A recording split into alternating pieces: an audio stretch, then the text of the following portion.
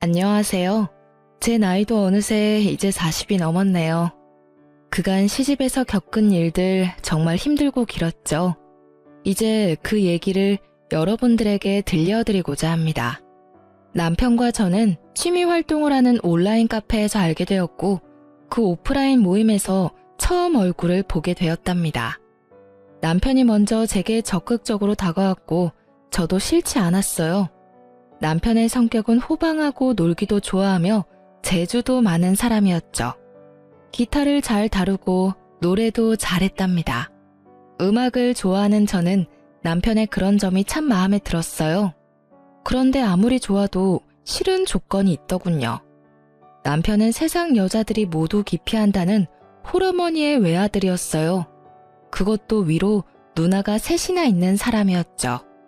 누나들이 모두 잘나가는 커리어 우먼들이라지요. 시아버지는 남편이 중학교 때 돌아가셨다고 들었어요. 가정에 그다지 관심이 없는 분이었고 술과 담배 그리고 여흥을 좋아하셨던 분이라고 하더군요. 재계에서 알아주는 사람이었지만 막판에는 결국 파산을 하셨다고 했어요. 그래서 시어머니가 이를 악물고 돈을 벌었다고 하더군요. 근데 얼마나 악바리로 모으셨는지 남편이 30살쯤 되던 해에는 서울 신촌에 5층짜리 건물을 짓게 되었을 정도로 재산을 모았다는 것이었어요. 시어머니는 게다가 오로지 아들밖에 모르는 사람이라죠. 시어머니가 38세에 낳은 아들이라 얼마나 귀엽게만 키웠을지 짐작이 가더군요. 연애한 지 1년 만에 결혼 이야기가 나왔지만 선뜻 결정이 안 섰어요. 우리가 결혼할 때쯤 시어머니의 나이는 이미 70이 가까웠죠. 비교적 늦게 며느리를 맡게 된 시집에서는 며느리가 어머니를 모시며 같이 살 것을 기정사실화하고 있더라고요. 남편도 그랬고요. 정말 발이 안 떨어지더군요. 제일 걱정거리는 아버지가 일찍 돌아가셨기에 남자가 가정에서 해야 하는 역할에 대한 롤모델이 없다는 것이었어요. 저희 친정은 부유하지는 않지만 단란한 집안이었어요. 아버지가 반듯하시고 엄마도 자애로우셨죠. 그러니까 각자가 가정에서 맡아야 할 역할을 모두 잘하는 그런 집안이었어요. 이런 친정에서 살다가 남편의 적극적인 구애로 영 다른 환경으로 시집을 가게 된 저. 이제 저의 그 험난한 시집살이를 여러분께 낱낱이 들려드릴게요. 시어머니 소유 5층 건물에는 다양한 상가가 입주해 있었는데 그 중에 1층에서 시어머니가 식당을 크게 하고 있었어요. 건물 5층에는 살림집과 사무실이 함께 있었는데 남편이 그 사무실을 차지하고 사업을 하고 있었고요. 시집살이 며칠 만에 벌써 제 심기가 불편한 일이 벌어졌죠. 너는 참 살림을 잘하는구나. 우리 딸들은 영 살림하고는 거리가 멀어. 하긴 걔들이야 공부만 했으니까. 나도 일하면서도 딸들 일 안 시켰어. 참 묘한 뉘앙스가 풍기는 시어머니의 말이었어요.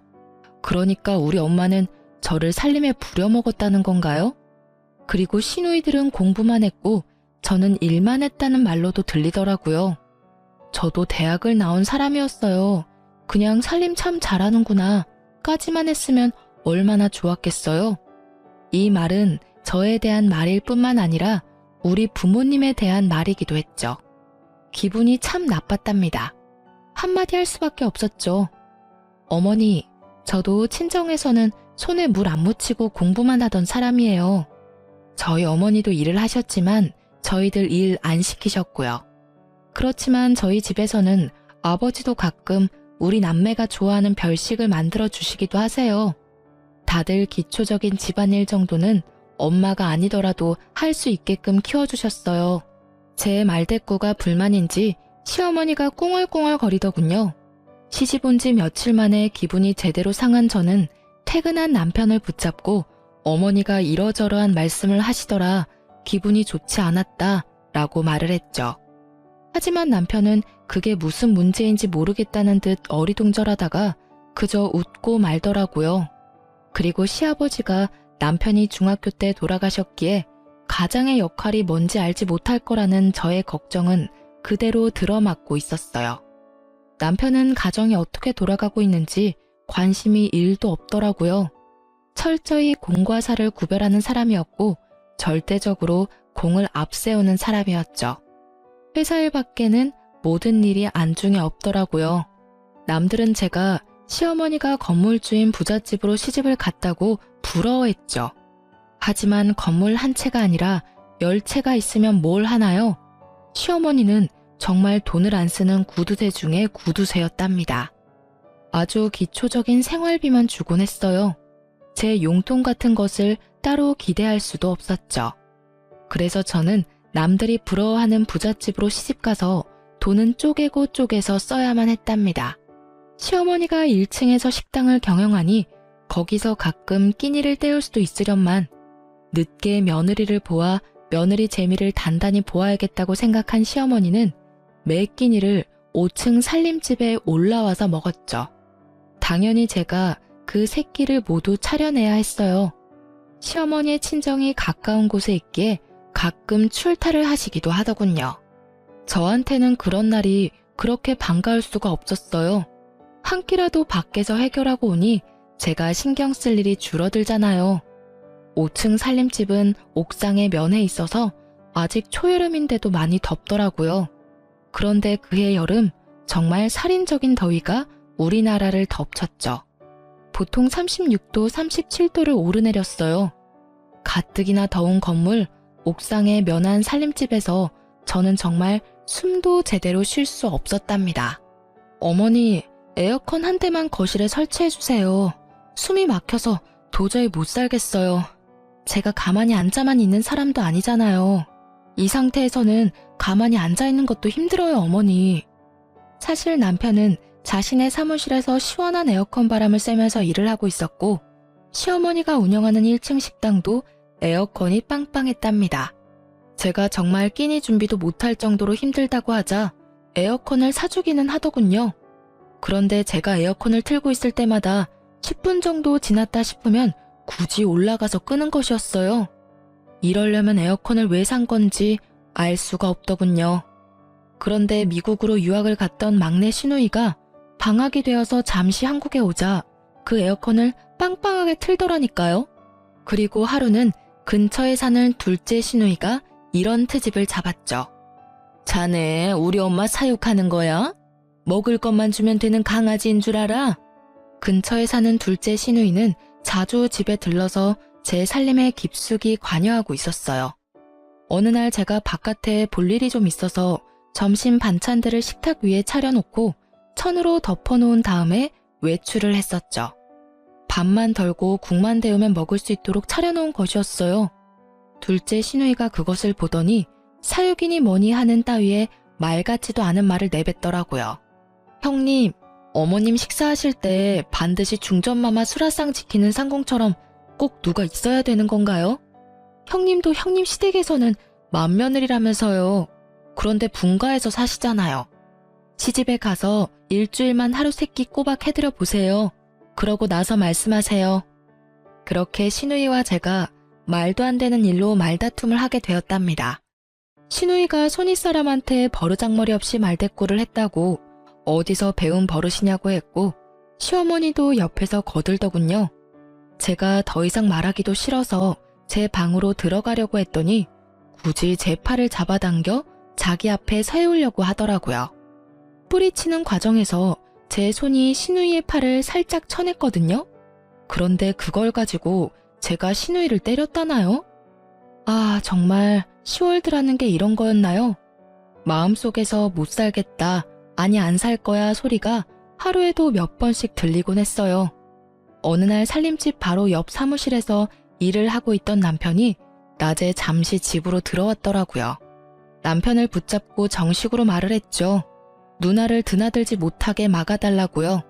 그리고 오더라도 남의 살림에 이래라 저래라 자꾸 참견을 하면 저는 더 이상 여기서 안 살겠다고 경고했어요.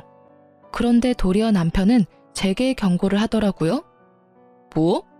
누나더러 집에 오지 말라고 하라고? 여기가 누나한테 왜 남의 집이야? 참나, 남의 살림이라고? 그리고 누나한테 들으니 당신이 누나를 때렸다면서? 손이 시누이를 때려? 어디서 배워먹은 버릇이야? 안 살고 싶으면 지금 당장이라도 나가. 살지 말라고. 그 순간 쨍그랑 소리가 들렸답니다. 유리가 바스라지는 소리였죠. 벽에 걸려있는 액자를 남편이 주먹으로 쳐서 깨트린 것이었어요. 집안에 관심이 요만큼도 없는 남편이었지만 자기 식구 욕하는 것은 참을 수가 없었던 모양이더군요. 그렇게 저와 남편 그리고 시누이 사이는 결코 가까워질 수 없는 사이가 되었죠. 거기다가 시어머니는 가까운 시장에 가든 먼 지방에 가든 저를 꼭 수행 비서처럼 데리고 다니길 좋아했어요. 제 일정도 있고 저도 밖에서 다른 약속도 잡을 수 있는 사람인데 결코 그런 배려 없이 바로 30분 전에 이야기하고서는 꼭 같이 가야 한다고 통보하는 것이었죠. 어머니, 저도 만날 사람도 있고 밖에서 봐야 할 일도 있어요. 적어도 이틀 전에는 어딜 가야 된다고 말씀을 좀 주세요. 그래야 저도 일정 조절을 하죠. 뭘 안다고 약속을 만들고 다니니? 우리 딸들이야 밖에서 일을 하고 있으니 그렇다 치자. 너는 집에만 들어앉아 있으면서 밖에서 할 일이 뭐가 있어? 뿐만 아니라 시어머니는 이미 결혼을 한 아들의 속옷까지 여전히 직접 챙기더군요. 아침에 출근을 할 때는 이거 입혀라 저거 입혀라 하면서 남편의 옷을 골라주는 일에까지 여전히 손을 떼지 않고 있었어요. 도무지 경우라는 것이 통하지 않는 곳이 제가 속한 시월드였죠. 도대체 세상에 하나밖에 없는 외며느리한테 이렇게 해서 나중에 무슨 대접을 받으려고 그러나 싶은 생각이 들었어요. 그리고 우리 친정에 대해서는 무시하는 태도로 일관하더군요. 시집간 첫 해, 첫 명절날 친정에 가져다 주라고 선물을 내미는데 남의 명함이 떡하니 붙어있는 보기에도 초라한 싸구려 인삼 상자였어요. 그러니까 남한테 받은 선물을 명함도 안 떼고 있다가 그걸 우리 친정집에 갖다 주라는 것이었죠. 그거 가지고 당신도 나가. 보기 싫으니까 가지고 꺼지라고. 남편에게 그 선물을 집어 던지면서 화풀이를 했어요. 한바탕 싸움이 됐죠. 남편은 도대체 그게 무슨 문제냐며 제게 따지더라고요. 더 이상 남편에게 말을 해봤자 제 입만 아플 것 같아서 그만두고 그 선물을 쓰레기통에 던져버렸죠. 친정에서는 여동생에게 과일 상자를 직접 들려서 보내셨더라고요. 여동생이 저와 한 해 차이로 결혼을 했는데 바로 아이가 들어서서 배가 많이 부른 상태였어요. 하지만 앉으라는 말 한마디, 차 한 잔 대접이 없더군요. 제가 알아서 한 상 거하게 차려 여동생을 대접해 보냈죠. 그리고 다음번 시누이가 왔을 때 차 한 잔도 과일 한 쪽도 내놓지 않았답니다. 알아서 찾아 끓여 먹던 깎아 먹던 신경 쓰지 않았죠. 그리고 시모와 시누는 정말 제가 싫어하는 얌체짓도 했죠. 친정엄마가 저 힘들다고 이것저것 해주신 밑반찬을 시모가 말도 없이 시누이한테 가져가라며 챙겨주더라고요. 정말 때려주고 싶도록 밉더군요. 엄마, 이제부터는 절대로 우리 집에 보낼 반찬 만들지 마. 시누이인지 뭔지가 다 가져다 먹는단 말이야. 엄마가 얼마나 없는 시간 내서 정성 들여 만든 건데 나 아깝고 분해 죽겠어. 친정엄마는 좀 더 많이 만들어 보내주시겠다고 했지만 제가 굳이 하지 말라고 했죠. 이혼이라는 단어가 머릿속에 왔다 갔다 하기 시작했어요. 물론 그렇게 된 데에는 남편의 태도도 한몫했답니다. 도대체 그 회사는 일은 안 하고 회식만 하는지 매일 회식을 핑계 삼아 술이 머리 꼭대기까지 차서 귀가하는 것이었어요. 귀가하는 시간도 밤 12시를 넘기는 것은 기본이고 심지어 술에 취해 건물 계단에서 자다가 관리인이 떠엎고 들어오는 일도 부지기수였답니다. 건물에 입주해 있는 상가 상인들이 남편에 대해서 알코올 중독자니 뭐니 하는 소리들을 입에 담고 있었죠. 그런데 남편에게는 그런 소리도 들리지 않는 것 같았죠. 정말 남 보기에도 창피했어요. 그런 남편에게 정말 정식으로 제 입장을 이야기해야겠다고 생각하고 오늘은 제발 일찍 들어오라고 부탁했죠. 밤 10시에 귀가했더라고요. 이 시간이면 정말 남편으로서는 이른 귀가 시간이었답니다. 나 더 이상 못 살겠어. 나는 시어머니 모시려고 결혼한 것도 아니고 따로 살고 있는 시누이한테 살림 간섭 받을 이유도 없어.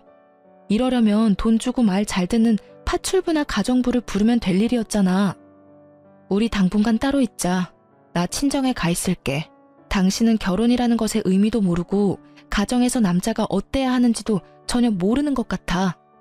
그저 어머니만 떠넘겨놓고 결혼하기 전하고 전혀 다를 바 없이 사는 게 당신한텐 결혼 생활이야? 돌아가신 아버님 걸으신 길 당신이 똑같이 걷지 마. 그리고 저는 필요한 짐들을 챙겨서 친정으로 가버렸답니다. 친정으로 간 지 열흘이 됐는데도 새끼를 꼬박 부려먹던 시어머니가 굶어 돌아가셨다는 소식은 들리지 않더군요. 그리고 수행비서가 없이도 잘도 돌아다니는 것 같았어요. 친정에서 간 지 12일째 되는 날 남편이 찾아왔더군요. 저는 제 입장을 조금 더 구체적으로 정리해서 말했죠. 분명히 말했지만 이대로는 안 살아. 이혼하든가 아니면 분가해. 둘 중에 하나 선택은 자기 자유야. 분가하면 당연히 집은 시집에서 해줘야 하는 거고 알아서 판단하고 연락 줘. 며칠 후에 남편이 다시 저를 찾아왔더군요. 거참 어쨌든 돈은 많은 집안인가 봐요. 지금 있는 건물에서 차로 약 1시간 정도 떨어진 곳에 시어머니가 사놓은 아파트 한 채가 있다는 것이었어요. 그 아파트를 전세를 주었는데 나갈 때가 되었으니 거기로 살림을 나자는 것이었죠. 웬일인가 싶더라고요. 어쨌든 이사를 했답니다. 저는 이제 간섭받지 않고 제 맘대로 집을 꾸밀 수도 있고 내가 먹고 싶고 남편에게 먹이고 싶은 것도 맘대로 먹일 수 있게 된 것이었어요.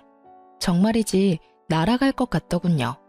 친구들을 불러서 간소하게 집들이도 했죠. 그런데 정말 의외로 시누이가 이사 비용이라면서 봉투를 하나 내밀더군요. 그렇지만 열어보고 정말 화가 나지 않을 수 없었어요. 돈도 잘 번다는 사람이 준 봉투에 달랑 5만 원이 들어있었답니다. 누가 이사 비용 달라고 했나요? 차라리 주질 말던가요. 박박 찢어버리고 싶더라고요.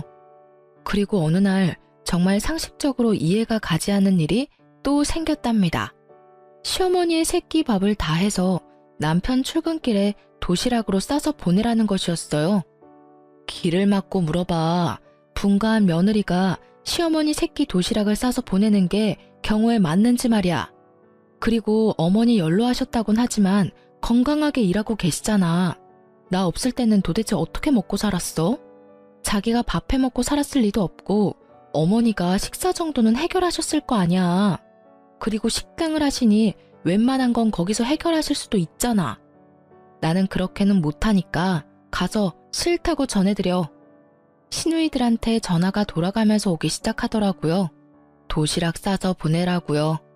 그렇게 어머니 끼니까지 걱정이 되면 형님들이 알아서 어머니 모시고 살라 했어요.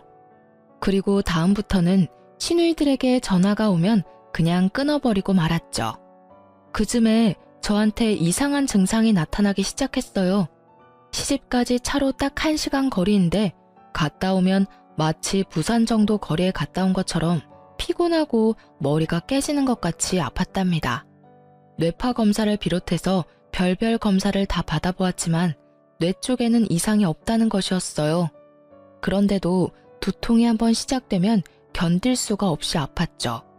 그리고 살이 정신없이 빠지기 시작하더라고요. 친정엄마가 보약을 지어오기도 하셨어요. 그런데 10번째쯤 뇌검사를 받기 위해서 갔던 곳에서 갑상선에 문제가 있을 것이라고 진단을 하더군요. 검사를 해보니 아니나 다를까 갑상선 기능 항진증이라고 하는 것이었어요. 모든 신진대사가 보통 사람보다 너무 원활하게 이루어진다는 것이었죠.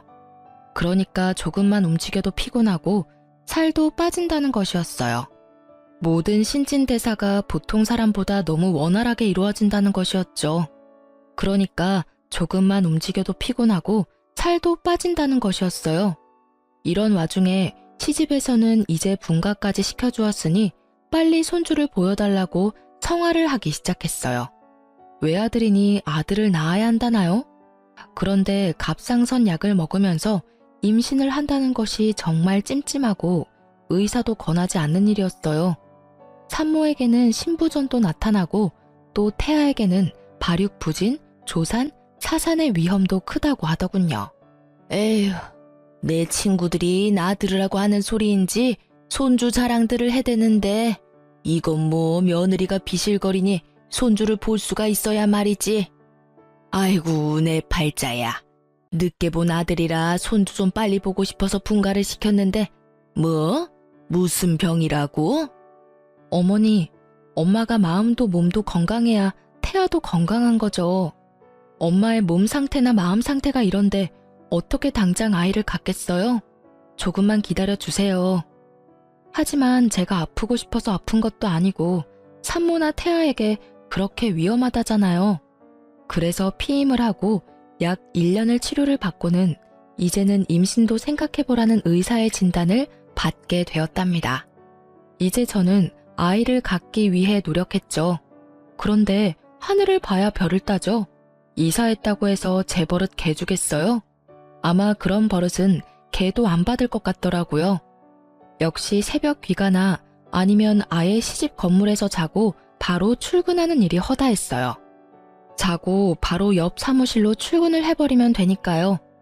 이사를 하던 해 여름이 끝나갈 무렵 태풍이 몰려오면서 많은 비를 뿌렸답니다. 우리가 사는 아파트 근처에 하천이 범람할 것이라고 대피를 준비하라는 안내방송이 밤새 계속되었고 뉴스 자막에도 하천에 범람 위험이 있다며 알려주더라고요. 하지만 남편놈은 저 혼자 집에 있는 걸 알면서도 전화 한 통 없더군요. 그렇게 위험한 상황이 지나고 난 후 저는 아예 도어락 비밀번호를 바꿔버렸어요. 그리고 아무리 문을 두드려도 열어주지 않았죠. 이런 상황인데 손주를 빨리 내놓으라니 도대체 황당하기 이를 데가 없었답니다. 정말 잘못한 걸 알아서 그러는지 아닌지 모르겠지만 잘못했다고 싹싹 빌기에 이번에만 용서해주기로 하고 문을 열어주었죠. 평생 함께 안 살 거라면 모르지만 살 거라면 이제 아이 가질 생각도 해야 된다는 것을 알아듣게 설명했어요. 알아들었는지 어쨌는지 귀가 시간이 약간 당겨졌고 그로부터 약 5개월 후에 임신을 했다는 진단을 받을 수 있었답니다. 간간히 들리던 그 도시락을 안 싸보내는 것에 대한 불만도 쏙 들어갔죠. 아이를 가지니 시집에서 저를 대하는 대접이 조금은 나아지더라고요. 그날도 사고를 고아놓았으니 가져다 먹으라는 연락을 받고 시집으로 갔죠. 시어머니와 찻잔을 마주하고 앉아서 얘기를 나누고 있었어요. 돌아가신 시아버지의 형제분으로 작은 아버지가 있었지만 그 댁에도 딸만 넷이었어요. 시어머니는 아이는 꼭 아들이어야 한다고 여러 번 강조하더군요. 참나, 그게 어디 제 마음대로 되나요?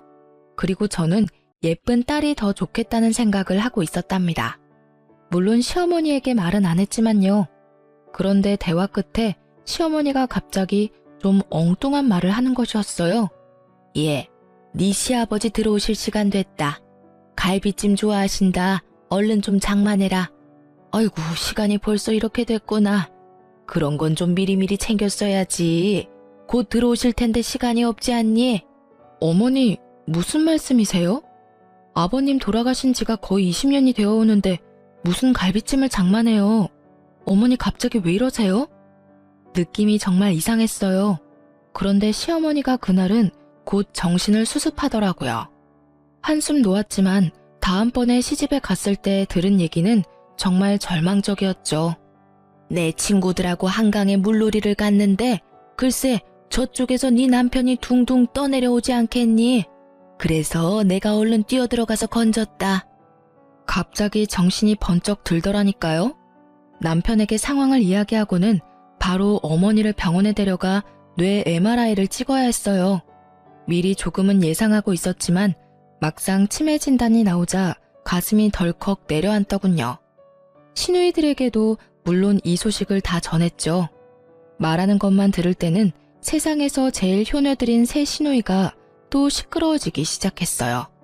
빨리 저희더러 다시 합가를 하라는 것이었죠. 그렇지만 몸이 무거운 상태이고 출산이 임박해 있었어요. 아이가 태어나면 육아 문제까지 겹치니 어머니를 당분간 병원에 모시자고 했죠. 자식도 없는 할머니처럼 왜 병원에 모시냐며 또 한바탕 난리가 났답니다. 첫 아이라 그런지 배도 많이 부르고 제 한 몸 움직이기도 힘들었어요. 그런 사람이 합가를 해서 무슨 일을 할 수 있단 말인가요? 그래서 결국은 제가 출산을 하고 아이가 어느 정도 자랄 때까지만 시어머니 옆에 사람을 두기로 결정을 하고 까다롭게 골라서 아주머니 한 사람을 붙여두었죠. 첫 아이라서 어느 정도 난산을 겪었지만 아이는 건강하게 태어났고 아들이었어요. 아이가 돌이 될 때까지 제 품에서 떼어놓지 않고 키웠죠. 시어머니의 증세는 정말 빠르게 악화되고 있었어요. 딸들 셋을 알아보시기는 했지만 누가 맏인지 누가 막내인지 헷갈리는 것 같았죠. 남편만 정확히 알아보았답니다. 저더러는 웬 아줌마가 우리 집에 와서 뭘 훔쳐가려고 한다고 소리소리 지르는 바람에 소동이 벌어지기도 했었어요. 어느 날, 그날도 시어머니가 간병하는 아줌마더러 동서라고 부르면서 어떻게 이렇게 오랜만에 왔냐는 둥 헛소리를 한 다음 잠에 떨어진 날이었어요. 가만히 시어머니의 얼굴을 바라보았답니다. 50대 초반에 혼자가 되어서 오로지 자식들만 보고 돈을 버는데 인생을 바친 사람이었죠. 같은 여자의 입장으로 볼 때 정말 안 된 사람이었어요. 그리고 이제는 누가 보기에도 살만하고 며느리의 손자까지 보았는데 그만 치매에 걸린 거잖아요. 시집와서 단 한순간도 저에게 살가운 적이 없었던 시어머니였지만요. 그런데 그날은 시어머니에 대한 동정심으로 마음이 정말 착잡했답니다. 집에 와서 곰곰이 생각을 해보았죠. 시누이들은 지금도 남편더러 빨리 합가해서 저에게 간병을 맞지 않는다고 궁시렁거리고 때로는 노골적으로 불만을 표하곤 했죠. 시어머니를 아무래도 내가 돌봐야겠다 생각이 들다가도 마치 시누이를 시키는 대로 하는 것 같이 비치는 게 너무 싫었어요.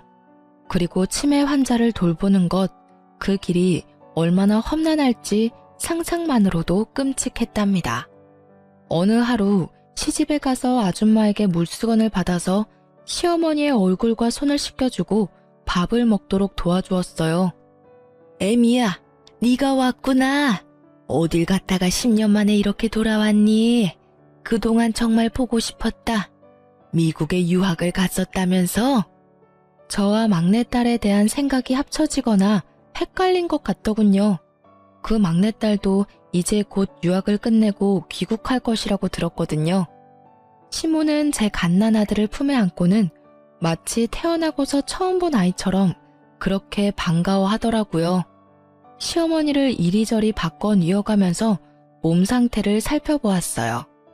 고용된 간병인이 아무리 잘 돌봐준다고는 하지만 역시 남은 남이더라고요. 욕창이 어느 정도 와 있었고 몸 구석구석이 깔끔하지는 않더군요. 저는 그 순간 제 인생 전체를 내던져 버릴 수도 있는 결심을 했답니다.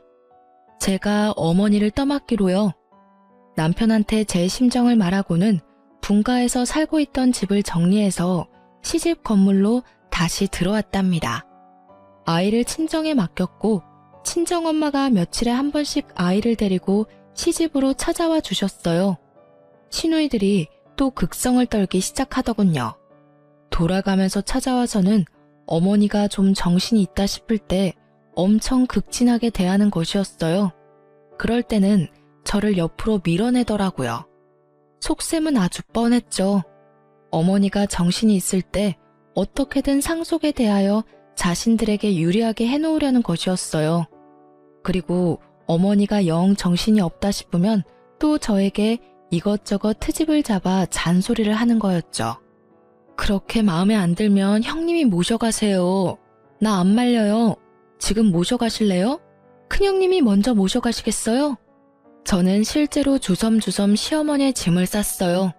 큰 시누이가 와서 하도 이건 이래라 저건 저래라 잔소리를 하기에 한번 해본 짓이었답니다.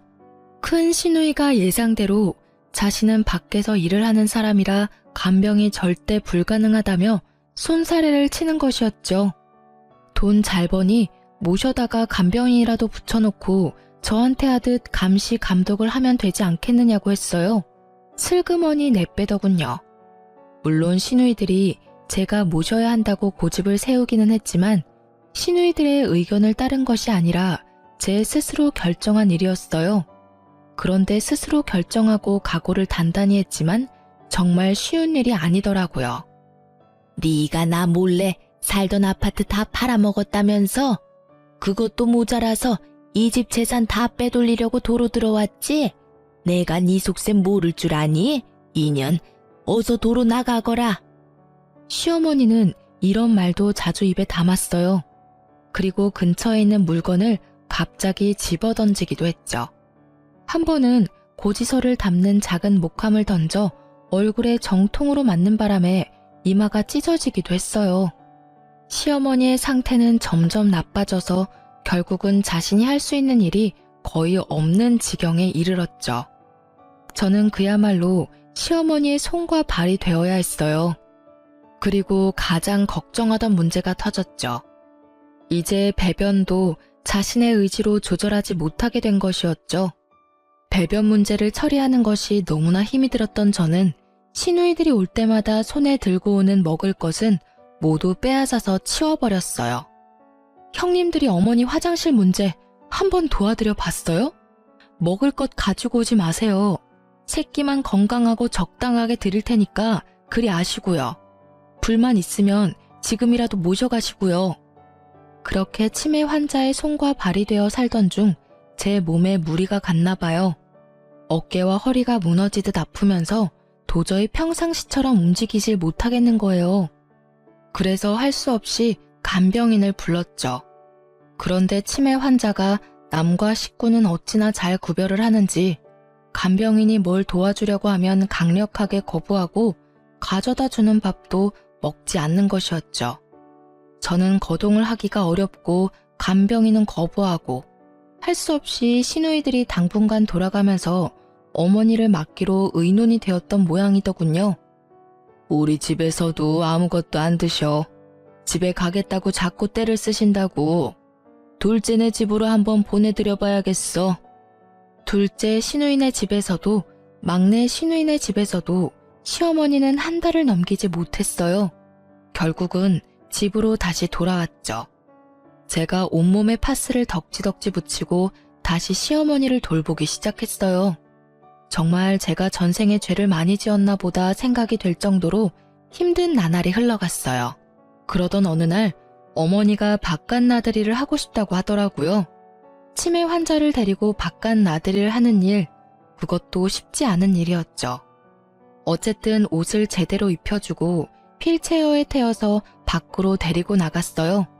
나가보니 저 역시 너무나 오랫동안 실내에 갇혀 살았다는 생각이 들더군요. 어머니, 오늘은 날씨가 참 좋죠? 저도 정말 오랜만에 나오네요. 어머니도 나오니까 좋으시죠? 휠체어에 시어머니를 태우고 멀리 가지는 못했지만 동네 곳곳을 돌아보았답니다. 시어머니는 밖에 나가더니 무슨 생각에서인지 동네에 있는 한 가게로 한사코 가자는 것이었어요. 거기서 아이들이나 먹는 군것질거리들을 한아름 사더군요. 군것질거리들도 모두 불량식품이라고 기피하는 것들이 대부분이었고요. 그렇게 많이 군것질거리들을 사더니 몇 개만 빼고는 모두 제게 건네주더군요. 이거 네 시누이들 오면 주지 말고 너만 먹어라. 이거 아주 비싸고 맛있는 거야. 네 남편도 주지 말고 너만 숨겨놓고 먹어. 갑자기 눈물이 핑 돌았답니다. 치매 환자가 정신이 없는 상태에서 한 말이었지만 시어머니가 제게 해준 가장 살가운 말이었어요. 알았어요, 어머니. 숨겨놓고 저만 먹을게요. 어머니 것도 여기 따로 챙겨놓을 테니 아무도 주지 마시고 어머니만 드세요. 시어머니가 아이처럼 좋아하더군요. 그리고 상태는 점점 안 좋아지고 있었지만 일주일에 한 번 정도 친정엄마가 데리고 오는 손자는 정확하게 알아보았답니다. 그리고 제 아이를 보면 거의 울먹이면서 반가워하곤 했죠. 어느새 시어머니는 제게 조금씩 살가워지고 있었고 저는 시간이 갈수록 나빠지는 시어머니 상태에 동정심을 지나서 마치 우리 엄마가 어디가 아픈 듯 마음 한구석이 아파오기 시작했답니다. 남편 없이 오로지 자식들만 보고 악착같이 돈을 벌며 살았던 어머니였지만 자식들은 정말 아무 소용이 없더군요. 하루 24시간을 꼬박 같이 어머니에게 매여서 제 생활은 없었어요. 남편놈은 여전히 예전과 똑같이 어머니만 저한테 맡겨놓은 채 아들로도 남편으로도 그리고 아버지로서도 아무짝에도 쓸모가 없었죠. 그렇게 모진 세월이 흘렀답니다.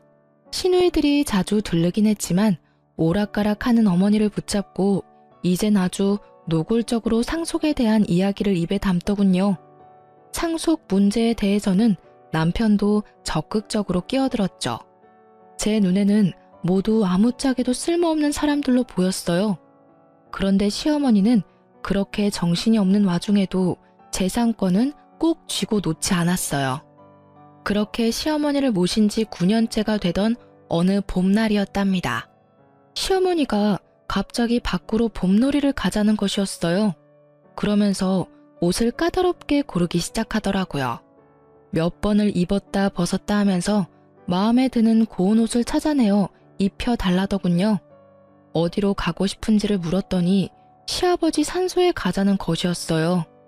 시아버지의 산소는 서울 근교의 공원 묘지에 있었거든요.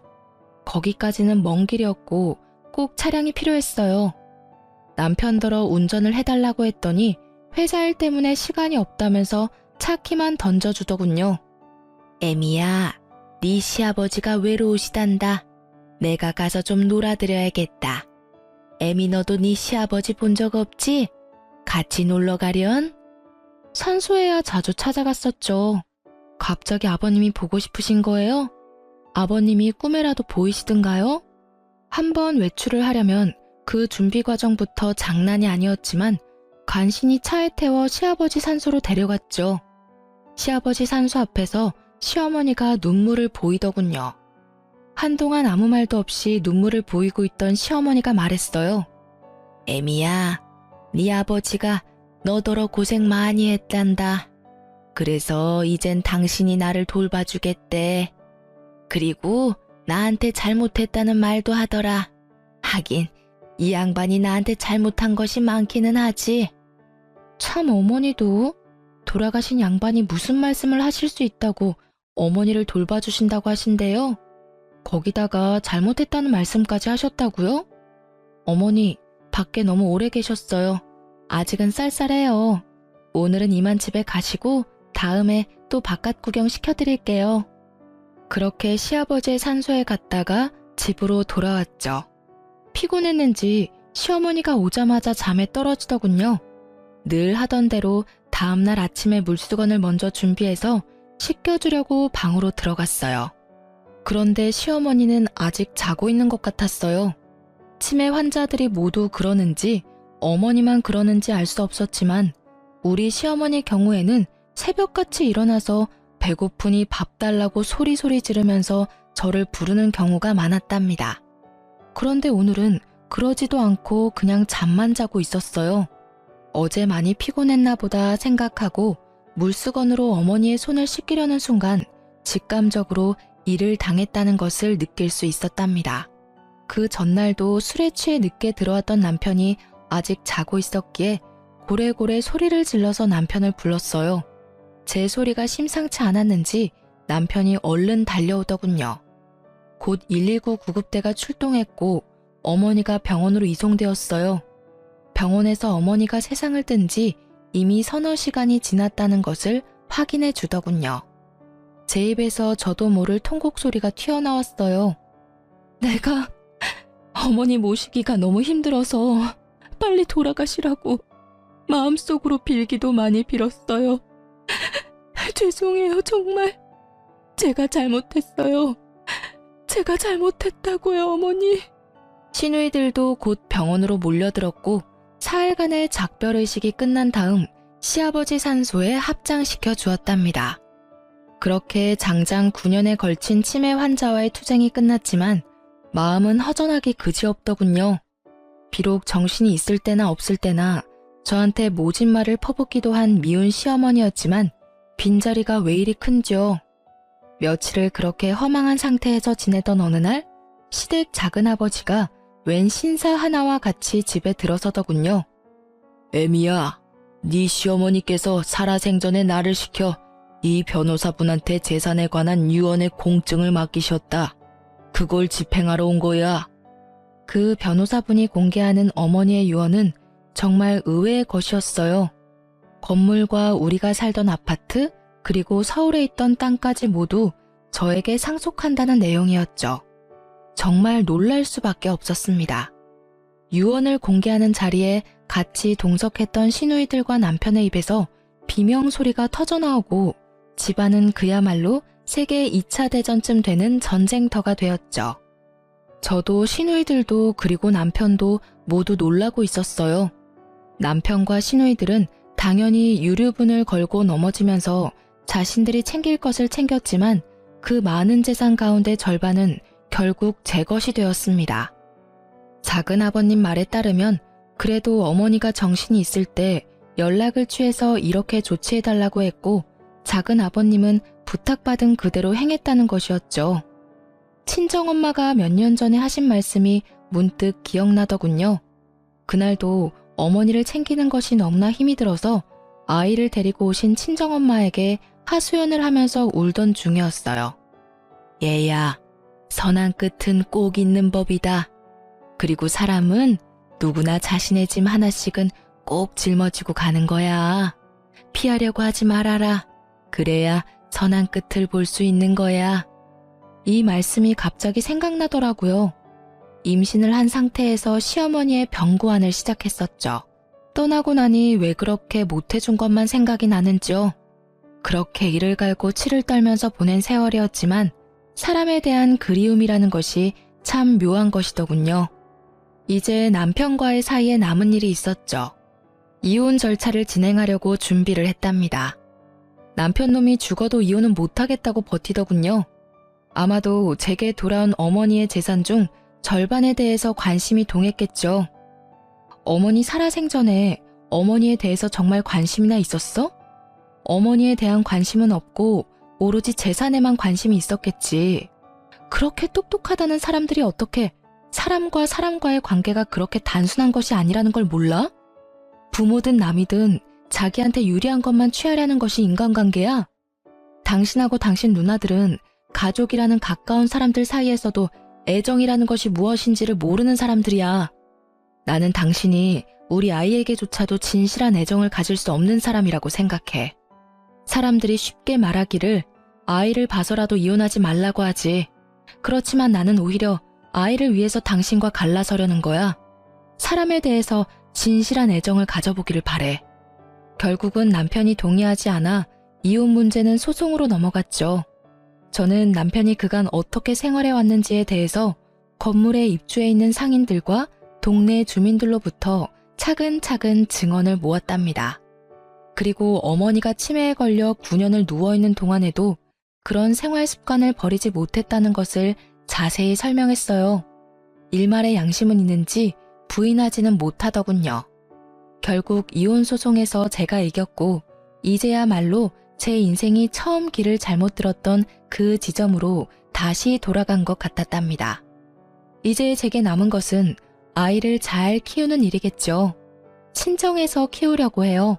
가정 안에서 각자 자신의 역할을 해내는 사람들의 진솔한 삶을 보여주고 싶기 때문이었죠. 아이는 지금까지는 잘 자라주고 있답니다. 제 삶의 이유이자 희망이 된 아이. 부디 장차 제 며느리에게는 아이의 아버지의 그 전처를 밟게 할 수 없다는 어찌 보면 소박한 생각으로 키우고 있어요. 그래서 우리 아들에게 시집 오는 며느리는 세상에서 제일 행복한 여자가 되어주길 바랄 뿐이랍니다. 이렇게 제 인생은 또 선한 끝을 향해서 갑니다. 결혼하고 나서부터 지금까지 제 험난한 시집살이에 대해서 말씀드렸어요. 긴 글 읽어주셔서 감사합니다.